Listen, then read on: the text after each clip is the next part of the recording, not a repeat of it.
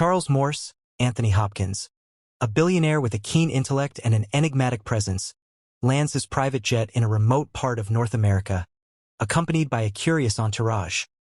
The rugged photographer Robert Bob Greene, Alec Baldwin, his ever-loyal assistant Stephen, Harold Perrineau, and his stunningly beautiful wife, Mickey, Elle Macpherson, whose allure captivatingly contrasts with the raw wilderness surrounding them.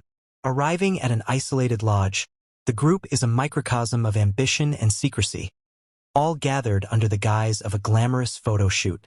Styles, L.Q. Jones, the lodge's grizzled proprietor, wears the weariness of years spent in the untamed wilderness. His warning about the area's bears hangs ominously in the air, a stark reminder of the dangers lurking in the shadows of beauty. As the sun sets, casting a golden hue over their birthday celebration for Charles, laughter mingles with an uneasy tension. Mickey gifts Charles an engraved pocket watch, a token of affection that sparkles in contrast to Bob's more pragmatic present. An expensive hunting knife, its blade glinting mischievously as it rests on the table. When a last-minute crisis leaves Bob's male model unable to work, he sees an opportunity. He suggests a quick flight to another location, eager to chase a striking backdrop for the photo shoot. During the journey, the camaraderie cracks as Charles, feeling the weight of suspicion, cryptically asks Bob how he plans to kill him, alluding to the tension blossoming between Bob and Mickey. Before the conversation can spiral into revelation, calamity strikes. The plane strikes a flock of birds, thrusting them into chaos as it plummets into an icy lake, taking the life of the pilot and leaving Charles, Bob, and Stephen fighting for survival in the frigid waters. Soaked and shivering, the three men stagger to shore, disoriented and lost in the vastness of the wilderness. As storm clouds gather above, casting ominous shadows over the land, they set out to find their bearings, unaware that a Kodiak bear is stalking them through the trees.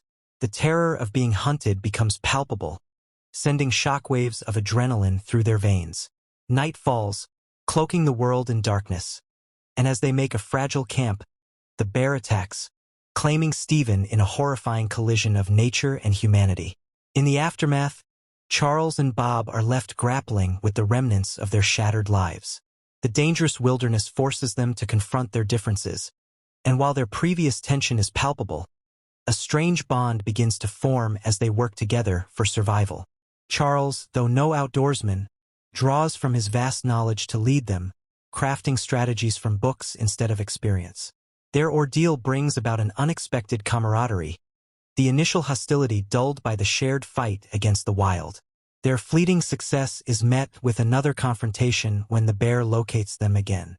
In a ferocious struggle on the banks of a river, Charles channels every ounce of resolve and desperation into a makeshift spear, using raw instinct and survival wisdom to save Bob from a certain death at the paws of the beast. The adrenaline rush binds them further, but as they discover a deserted hunter's cabin with useful supplies, darkness creeps in once more.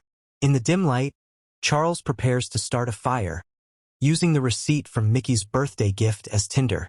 As he glances at the crumpled paper, his heart sinks when he sees the evidence of Mickey's betrayal, a wristwatch for Bob, engraved with intimate words of affection. The betrayal ignites a tempest of emotions within him, now fully aware of the depth of deception that surrounds their relationships. He realizes that Bob's ambitions are laced with treachery, the expensive blade in Bob's hands now serving as a grim reminder of potential violence. Fueled by betrayal and whiskey, Bob's intentions grow darker, preparing himself for a climax steeped in vengeance. In a dramatic confrontation, Charles plays a deadly game of wits, cleverly maneuvering Bob into a hidden deadfall pit, where Bob suffers a fatal injury. Yet, in an unexpected twist, compassion competes with anger as Charles grapples with the decision to leave him behind or show mercy. Despite the betrayal, he chooses to transport Bob downstream in the hopes of salvation, their hearts beating in tandem with the pulse of the wilderness. Camped on the banks of the river, the two men face their impending fate. Bob, breathing raggedly, confesses with a heavy heart, apologizing for his betrayal and proclaiming Mickey was never a part of the murder plot. The moment is raw, fraught with the weight of shared suffering, as a rescue helicopter appears overhead, a glimmer of hope amid the despair. But in the cruel twist of fate, Bob passes before they can reach safety, his life slipping away like water through his fingers, leaving Charles to confront the crushing isolation of their tragic circumstances alone. Upon their return to the lodge, the atmosphere has shifted. The vibrant celebration is now steeped in mourning, and the press eagerly await Charles's account of the harrowing events. In the midst of the gathered crowd, Charles's gaze meets Mickey's, a collision of emotions where guilt, loss, and unresolved tensions intertwine. The haunting memories of their ordeal linger like a ghost. As he hands her Bob's engraved watch, the weight of their shared history palpable in that simple gesture. Mickey, caught between the remnants of her affection for Bob and the love she has for Charles, stands frozen, her mind racing with the implications of Charles's knowing expression. As he stands before the assembled reporters, a juxtaposition of bravado and sorrow, he boldly declares to the world that his friends died, saving my life. The words echo in the press room, but beneath the surface, they reverberate with deeper truths. Truths about loyalty, survival, and the complexities of trust now forever altered by betrayal and death.